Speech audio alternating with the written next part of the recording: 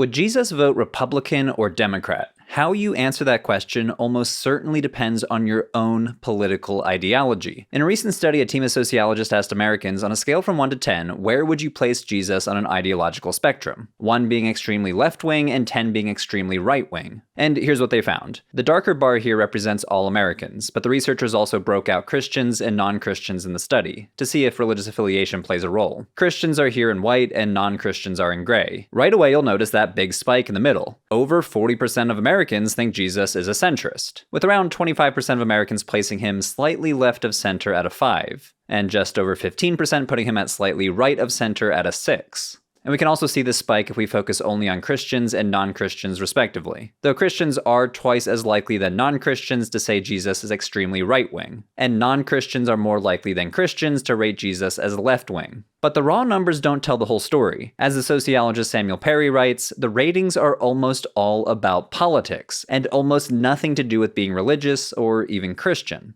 What does he mean by this? Well, the sociologist not only measured the respondents' religious identity, but also their religiosity, how often they attend church, how often they pray, and how important is religion to them personally. And they found that both of these characteristics, a person's religious affiliation and their level of religiosity, had little to do with how that person rated Jesus on the left-right spectrum. They write Christians and non-Christians do not appear statistically distinguishable when accounting for shared political ideology. In other words, left-leaning Christians and left-leaning non-Christians rated Jesus the same.